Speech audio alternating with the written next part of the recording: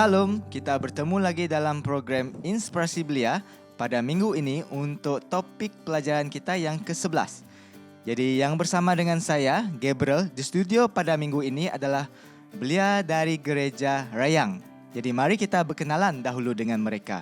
Di sebelah saya, nama saya Adi dari Gereja Rayang. Saya Ezea, saya pun dari Gereja Rayang. Nama saya Jun Watson dari Gereja Rayang. Dan saya Shilin Elvira dari Gereja Rayang.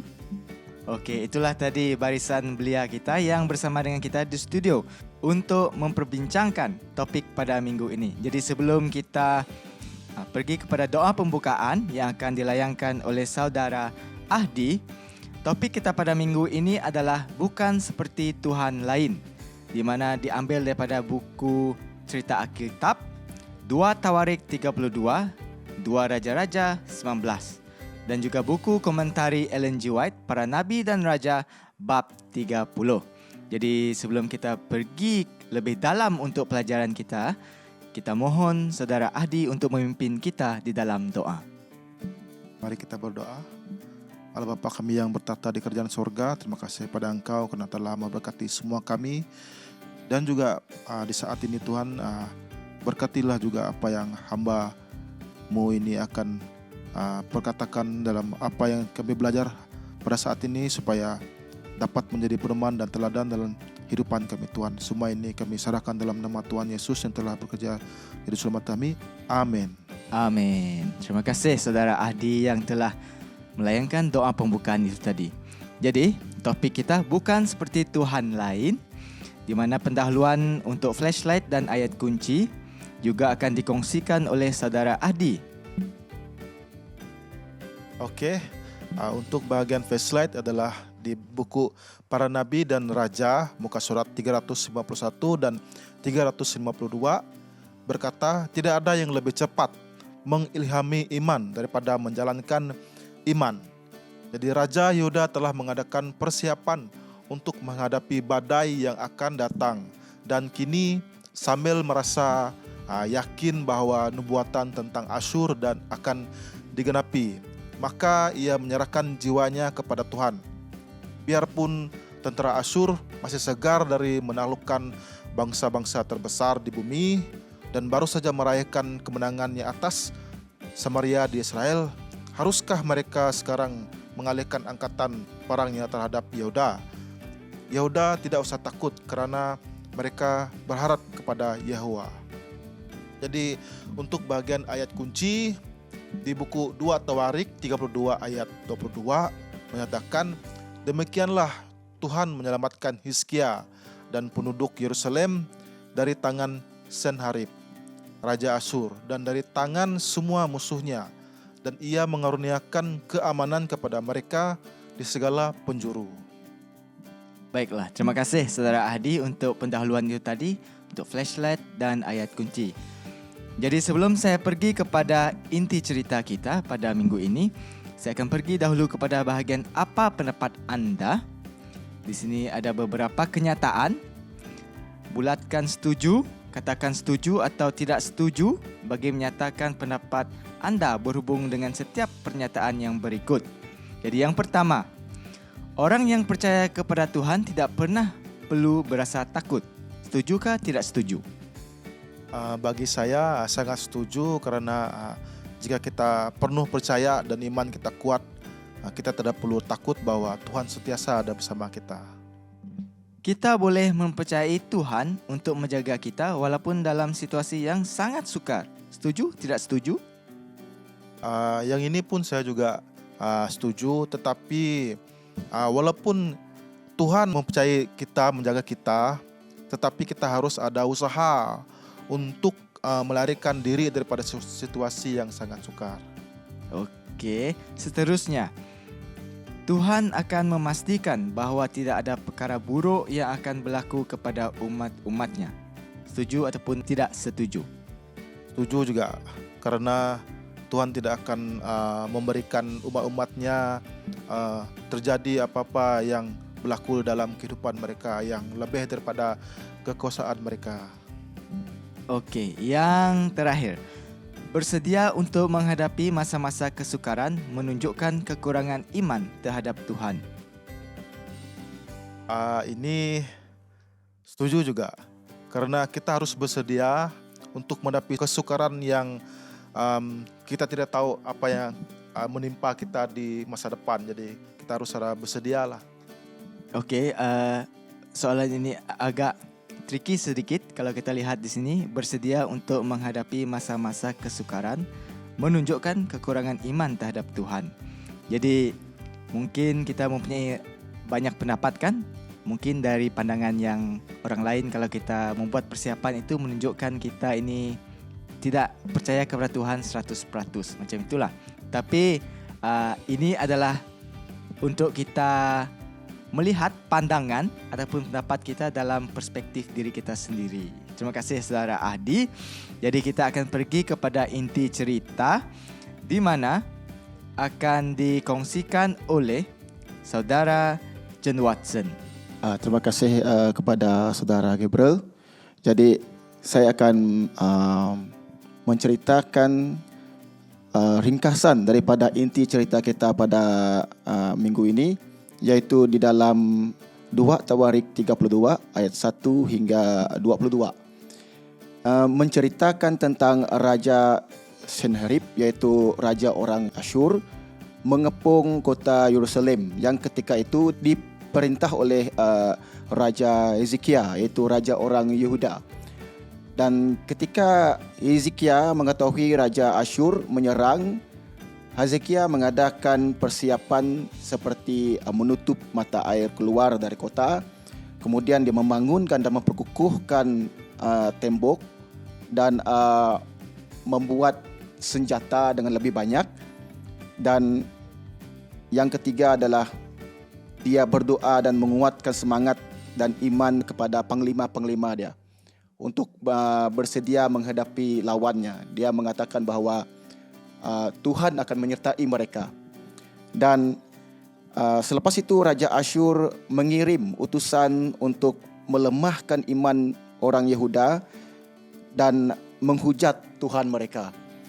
Dan atas bantuan daripada mulai doa Raja Hezekiel kepada Tuhan untuk meminta pertolongan, lalu Tuhan membantu Raja Hezekiel untuk mendapatkan kemenangan. Ini saja singkatan ataupun rumusan daripada inti cerita kita pada minggu ini. Okey, terima kasih saudara John Watson. Jadi sebelum kita pergi kepada persoalan-persoalan daripada inti cerita kita, saya akan bacakan di bahagian tahukah anda. Sanherib Raja Asyur memerintah empayarnya selama 24 tahun.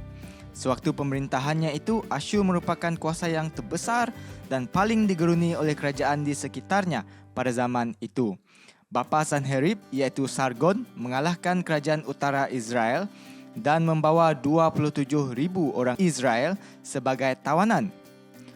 Orang-orang tawanan baru ini mungkin dipaksa melakukan kerja-kerja menggali terusan di ibu kota Asyur yang baru, kota Niniwe.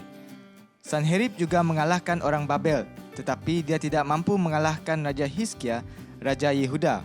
Walaupun Yehuda hanyalah sebuah kerajaan kecil dan tidaklah mempunyai kekuasaan yang besar. Kepercayaan kepada Tuhan membuat Raja Hizkia dan rakyatnya mampu mempertahankan kerajaan mereka daripada seorang raja yang kejam dan telah menakluki raja-raja yang lain. Jadi, seterusnya kita pergi kepada persoalan-persoalan daripada inti cerita kita. Yang pertama, apakah persediaan yang telah dilakukan oleh Raja Hizkia untuk menghadapi serangan Sanherib ke atas Jerusalem? Mungkin saudara John Watson boleh berkongsikan pendapat beliau. Okey, terima kasih kepada saudara Gabriel. Dan seperti apa yang telah saya beritahu sebentar tadi kan, Raja Hizkia selepas dia mengetahui Raja Asyur untuk menyerang, dan dia telah bersedia 3 perkara, iaitu yang pertama, dia menyekat air untuk keluar daripada kota Yerusalem supaya Raja Asyur ni tidak mendapat sebarang air di sana. Kemudian yang kedua, dia membuat tembok-tembok, bukan saja tembok yang di dalam tetapi di luar juga. Di luar tembok itu dia buat tembok supaya lebih kuat lagi. Dan dia memperbanyakkan senjata seperti lembing dan perisai. Dan yang paling terbaik, dia menyediakan hati rakyat dan panglima-panglimanya, iaitu dia memberi semangat, kata-kata semangat ataupun kata-kata yang boleh menguatkan iman mereka. Itu dia mengatakan bahawa Tuhan menyertai mereka dalam kemenangan mereka dalam peperangan itu. Jadi itulah persediaan yang dilakukan oleh Raja Hezekiah. Okey, terima kasih saudara John Watson yang telah membahaskan soalan yang pertama. Jadi soalan yang seterusnya, apakah mesej pengharapan yang diberikan oleh Hizkia kepada orang-orangnya? Jadi saudari Shalin. Okey, terima kasih kepada Gabriel. Untuk persoalan ini, mesej pengharapan yang diberikan oleh Hizkia kepada orang-orangnya ialah kepercayaan kepada Tuhan, di mana Hizkia memberikan keyakinan kepada rakyatnya bahawa Tuhan akan melindungi mereka dan memberi kekuatan kepada mereka untuk menghadapi musuhnya, di mana dia memberitahu kepada tentera-tenteranya bahawa Raja Senherib adalah mempunyai kuasa manusia dan mereka mempunyai kuasa daripada Tuhan. Dan yang kedua iaitu motivasi dan dorongan, di mana beliau memberi motivasi kepada rakyatnya dengan menyatakan bahawa mereka mempunyai pertahanan yang kuat dan Tuhan itu di pihak mereka. Dan yang seterusnya adalah keberanian dan kesatuan, di mana Hizkia menyeru rakyatnya untuk tetap berani dan bersatu untuk menentang musuhnya yang akan menyerang kota mereka. Okey, terima kasih saudari Shalin. Kalau saya lihat di sini soalan yang kedua ini berkait rapat dengan soalan yang pertama tadi kan. Jadi sangat menakjubkan bagi saya Raja Hizkia ini mengarahkan, menumpukan perhatian seluruh bangsa Israel, Yehuda pada masa itu kepada Tuhan, kan? Kalau kita lihat, tidak banyak raja-raja di dunia yang menggunakan konsep kerohanian di dalam peperangan. Biasanya kalau kita lihat perang pada zaman kita sekarang, kebanyakannya akan mempersediakan pertahanan fizikal, tentera yang banyak dan juga alat-alat seperti kereta kebal dan juga mungkin nuklear dan sebagainya. Tetapi kalau kita lihat pada Raja Hizkia ini, sebab dia tahu, bagi saya, dia tahu dia adalah bangsa yang kecil, bangsa yang kerajaan yang sangat kecil, yang terpisah daripada kerajaan Israel yang di utara 11. Kalau kita lihat, kita mempelajari Alkitab, kita dapat melihat Raja Hizkia ini mempunyai iman yang sangat kuat kepada Tuhan. Jadi secara personalnya, pribadinya untuk saya rasa Raja Hizkia ini merupakan satu contoh yang baik untuk kita pada saat ini. Dan seterusnya, soalan yang ketiga, bagaimana Sanherib cuba menakutkan orang-orang Yehuda? Apakah dasar kepada keyakinannya itu? Untuk yang ini, Sanherib menggunakan taktik psikologi di mana dia mengirimkan surat ataupun utusan untuk mengugut askar-askar Hizkia. Dan beliau memperkecilkan Tuhan Yehuda, di mana dia berusaha untuk memperkecilkan kuasa Tuhan Yehuda dengan mengatakan bahawa tiada dewa dari mana-mana bangsa lain yang dapat menyelamatkan mereka dari tangan Asyur. Dan mereka juga menunjukkan, dan beliau juga menunjukkan kekuatan Asyur, di mana Sanherib menekankan kekuatan dan kekejayaan tentera Asyur dalam menakluk bangsa-bangsa lain sebagai bukti kepada Yehuda juga akan mengalami nasib yang sama. Dan itu saja. Okey. Ya, saya juga setuju dengan pendapat Shalin, di mana psikologi ini sangat berkuasa kan dalam kehidupan kita. Kalau kita berfikiran negatif dari segi psikologinya, kita akan nampak impact yang negatif dalam kehidupan kita. Begitu juga kalau kita berfikiran positif, kita akan mendapatkan keputusan yang berbeza. Sama seperti Sanherib tadi, cuba menakutkan orang Yehuda tetapi tidak berjaya kan. Ya, jadi Raja Hizkia tahu Tuhan yang mereka sembah itu, yang mereka layani adalah Tuhan yang hidup. Jadi seterusnya, soalan yang seterusnya, pada pendapat anda, bagaimana reaksi orang-orang Yehuda terhadap mesej daripada Sanherib ini? Saudara Isaiah. Baiklah, untuk soalan ini kita membincangkan tentang reaksi orang Yehuda apabila diancam, dan sebenarnya banyak reaksi yang berlaku pada ketika itu yang kita boleh pelajari dalam kehidupan kita. Dan reaksi yang pertama, kemungkinan mereka merasa seperti yang apa yang kita akan rasakan, mereka juga merasakan ketakutan dan keraguan apabila diancam begitu kritikal, apabila Tuhan mereka diremehkan, dan itu membawa kepada reaksi yang seterusnya, yaitu mereka bergantung sepenuhnya kepada janji Tuhan, ya, kepada Tuhan yang mereka percaya, yang selama ini telah memimpin mereka dalam berbagai halangan, dalam pencobaan orang Israel dahulu. Dan antara reaksi mereka juga yaitu meningkatkan lagi kepercayaan mereka. So, ada kebaikannya apabila Tuhan membenarkan si Sanherib ini memberi ancaman, yaitu agar orang Israel ini mula bergantung kepada Tuhan daripada bergantung kepada diri mereka sendiri. Jadi apabila mereka merasakan tiada pengharapan, di sini adalah panggilan bagi mereka untuk kembali dan hanya bergantung kepada Tuhan. Jadi itulah. Okey, terima kasih saudara Isaiah yang mengatakan, saya juga setuju dengan satu poin itu tadi, di mana mengatakan Tuhan membenarkan ancaman berlaku dalam kehidupan kita supaya apabila kita tahu kita tidak berdaya ini tadi, tidak ada jalan keluar yang lain, akan mendekatkan diri kita dengan Tuhan, kan, memperkuatkan iman kita dan juga keyakinan kita. Jadi soalan yang seterusnya, Isaiah, pada pendapat anda, mengapa Tuhan sendiri mengalahkan tentera Asyur secara langsung dan bukannya menggunakan tentera Yehuda untuk berperang mengalahkan Asyur? Okey, jadi ini adalah sebuah pelajaran yang menarik juga. Tuhan boleh saja memberikan kekuatan kepada rakyat Yehuda masa itu untuk mengalahkan, tapi dia sendiri yang ingin turun padang, ya, untuk membinasakan tentera Sanherib ketika itu. Jadi tujuannya kira-kira di sini adalah bahwa Tuhan ingin menunjukkan bahwa dia tidak lemah seperti yang apa yang dikatakan Sanherib. Apa yang saudara John Watson telah jelaskan tadi, apabila dia diremehkan, jadi di sana Tuhan menunjukkan siapa diri dia sebenarnya. Bahwa apa yang Sanherib katakan itu semuanya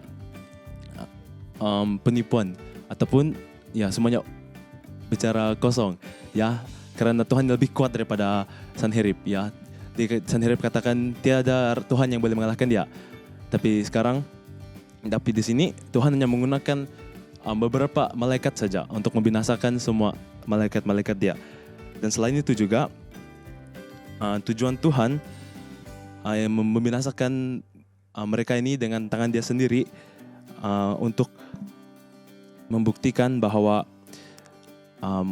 umat Yehuda ini tidak dapat melindungi diri mereka sendiri. Oleh itu Tuhan ingin turun tangan karena hanya dia yang boleh melindungi umat Israel ini. Jadi kiranya sebuah keselamatan yang sangat menarik. Oke, itu saja. Ya, saya juga setuju dengan Isaiah. Karena kalau kita lihat di sini, keselamatan yang diberikan Tuhan adalah sesuatu keselamatan yang ajaib. Sebab kalau kita lihat, Sanherib dia menghujat Tuhan, di mana dia memikirkan bahwa Tuhan Israel ini, Tuhan Yehuda ini sama seperti Tuhan-Tuhan bangsa yang lain, di mana bukan Tuhan yang hidup. Tapi secara pribadinya saya katakan di sini, Tuhan ingin menunjukkan yang dia adalah Tuhan yang hidup, pencipta yang disembah oleh bangsa Yehuda ini. Sebab itu dia ingin katakan, sebab itulah bangsa Yehuda ini tidak takut. Sebab Tuhan yang mereka sembah adalah Tuhan yang hidup, yang mencipta segalanya, yang menguasai segalanya. Sebab itulah Sanherib dikalahkan kalau kita lihat di sini. Terima kasih saudara Isaiah. Dan itulah tadi perbincangan untuk persoalan-persoalan dari topik kita, perbincangan kita pada minggu ini. Dan sebelum kita pergi kepada berhubung kepada kehidupan, saya ingin bacakan di sini di pandangan lain iaitu buku Ellen G. White Kebahagiaan Sejati muka surat 77. Kasih kepada Yesus akan dinyatakan di dalam satu kerinduan untuk bekerja sebagaimana Dia bekerja untuk memberkati serta mengangkat manusia. Dipimpinnya kita menuju pada kasih, kelembutan dan simpati terhadap semua makhluk yang ada dalam pemeliharaan Bapa yang di syurga. Jadi, berhubung kepada kehidupan, saya akan ambil pada hari Rabu. Di sini dikatakan pilih satu daripada ayat-ayat Alkitab yang terdapat dalam bahagian penekanan yang mendorong anda. Dan ayat Alkitab ini akan digunakan untuk mengingatkan kita agar sentiasa percaya kepada Tuhan di masa-masa kesusahan. Jadi saya bacakan di sini ayat penekanan kita pada minggu ini. Diambil daripada Mazmur 121 ayat 1 dan 2. Nyanyian ziarah. Aku melayangkan mataku ke gunung-gunung. Dari manakah akan datang pertolonganku? Pertolonganku ialah dari Tuhan yang menjadikan langit dan bumi. Ulangan 3 ayat 22. Janganlah takut kepada mereka sebab Tuhan, Tuhanmu, Dialah yang berperang untukmu. Mazmur 20 ayat 7. Orang ini memegahkan kereta dan orang itu memegahkan kuda.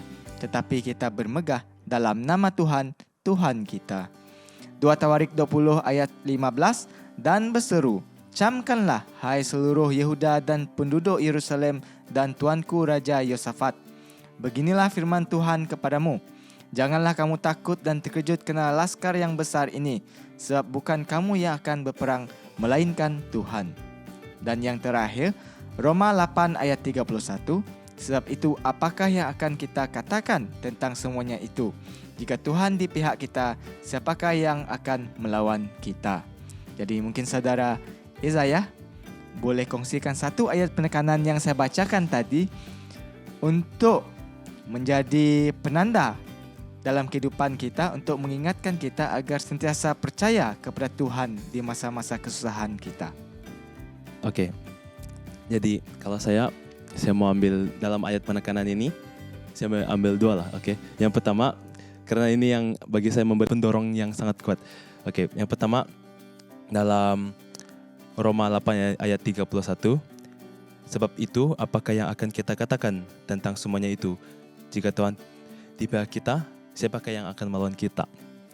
Bagi saya, ini sudah cukup sekali untuk saya membantu saya dalam untuk menghadapi kesusahan dalam kehidupan kita.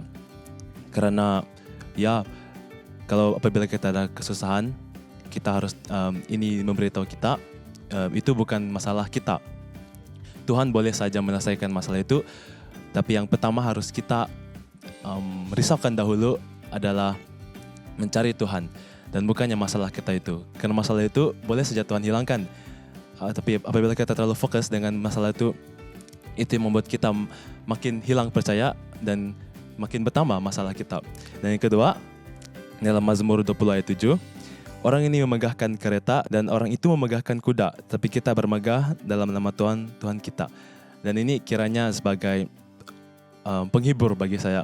Sekiranya saya tidak mempunyai apa-apa, dan apabila saya melihat orang bermegah dalam keindahan, dalam kesenangan ataupun apa sahaja yang mereka megahkan, biarlah saya mengetahui, meskipun saya tidak mempunyai apa yang mereka punya, tapi saya mempunyai Tuhan yang lebih berkuasa, yang mempunyai segalanya. Oke, itu saja. Oke, terima kasih saudara Isaiah. Sangat dalam ayat penekanan yang dia pilih. Saya juga setuju dengan ayat penekanan yang dia pilih, menjadi satu peringatan kepada diri saya juga, bahwa kalau kita melihat dunia kita sekarang kan, banyak orang yang mungkin lebih maju daripada kita, lebih kaya daripada kita, lebih memegahkan mungkin kereta, rumah kan, dan mungkin juga duit mereka boleh traveling sana sini kan. Kalau kita lihat caption yang trending sekarang adalah healing kan, healing sana, healing sini. So, tapi kalau kita lihat di sini, bagi kita umat Kristen, kita bermegahlah dalam nama Tuhan. Kita harus bersyukur sebab kita ada Tuhan. Walaupun kita tidak kaya pada masa sekarang, tapi kita mempunyai pengharapan di mana kerajaan syurga itulah hadiah yang terbaik bagi kita. Jadi sekarang kita akan pergi kepada rumusan dan juga kesimpulan topik kita pada minggu ini yang akan dikongsikan oleh saudara Jun Watson. Okey, terima kasih kepada Gabriel. Dan sepanjang pelajaran yang kita telah pelajari tadi, dan saya rasa dapat saya simpulkan di sini, iaitu kalau kita lihat sepanjang perjalanan pelajaran kita, seperti dia mengatakan tiada Tuhan lain kan selain daripada Tuhan yang kita sembah, kerana Tuhan yang kita sembah itu adalah Tuhan yang hidup dan Tuhan yang sentiasa memberikan yang terbaik kepada kehidupan kita. Ya, Dan amin. yang kedua, menyediakan diri dari segi iman kita. Seperti Raja Hizkia tadi kan, dia membuat persediaan dahulu kan. Walaupun dia mempunyai iman, tapi dia tetap bersedia untuk diri dia sendiri. Dalam persediaan dia tetap berdoa juga untuk meminta pertolongan daripada Tuhan.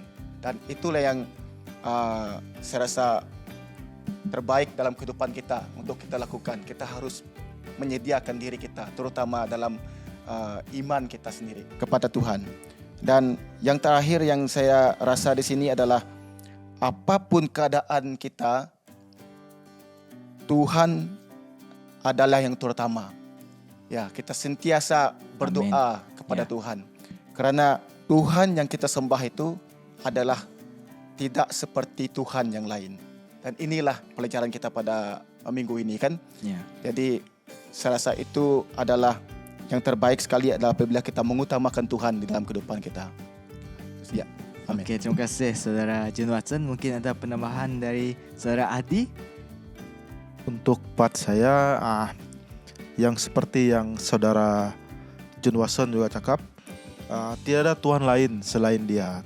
Jadi kalau kita banyak dengar yang di luar, banyak agama, banyak bangsa, banyak juga kepercayaan yang di luar, tetapi jangan kita khawatir, sebab hanya Tuhan yang kita percaya ini adalah Tuhan yang terutama. Ini saja yang dapat kita percaya, kerana saksi di dalam dunia ini sudah ada, dan di dalam buku Alkitab juga terlalu banyak saksi. Jadi tidak ada agama ataupun kepercayaan yang lain yang dapat membuktikan kesaksian mereka, kerana terlalu banyak saksi yang kita dapat lihat daripada buku Alkitab. Jadi kita harus melihat bahwa kuasa Tuhan itu lebih besar daripada apa yang kita bayangkan. Jadi itu yang bagian saya lah. Okey, terima kasih saudara Adi. Penambahan yang cukup baik, di mana cukup ringkas, di mana Tuhan yang terutama. Dan mungkin saya ingin meninggalkan persoalan kepada penonton kita yang menonton program kita pada minggu ini, di mana kalau kita lihat tadi kami di sini di studio membahaskan tentang mungkin Tuhan-Tuhan agama yang lain. Tetapi mungkin dalam kehidupan kita secara pribadinya, mungkin kita ada Tuhan lain yang kita letak yang terutama dalam kehidupan kita. Mungkin duit kita, mungkin kemewahan kita, mungkin kehendak kita yang melebihi Tuhan. Di mana Tuhan pencipta kita yang hidup ini ingin kita memfokuskan pandangan kita kepada Dia, di mana Dia yang akan memelihara diri kita.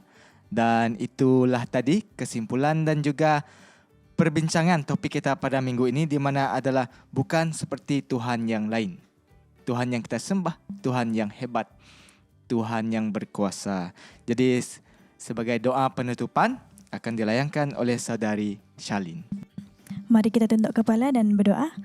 Bapa kami yang berada dalam kerajaan syurga, Tuhan, pada saat ini saya mengucap syukur kerana Engkau telah bersama dengan kami sepanjang sekolah sahabat ini, Tuhan. Tuhan, terima kasih kerana kami telah berjaya menyelesaikan perbincangan kami, Tuhan. Tuhan, apa yang kami telah sampaikan tadi, Tuhan, saya berharap agar dapat menjadi pedoman dalam kehidupan kami semua dan kehidupan masyarakat di luar sana, Tuhan. Dan begitu juga, Tuhan, banyak lagi yang saya minta, tapi Tuhan yang lebih tahu. Dalam nama Tuhan Yesus, saya menyerahkan doa ini. Amin. Baiklah, itulah tadi perbincangan kami di studio, iaitu bukan seperti Tuhan yang lain, dan kita akan bertemu lagi pada topik-topik yang seterusnya. Dan teruslah bersama dengan kami. Terima kasih kepada semua yang menonton. Semoga Tuhan memberkati.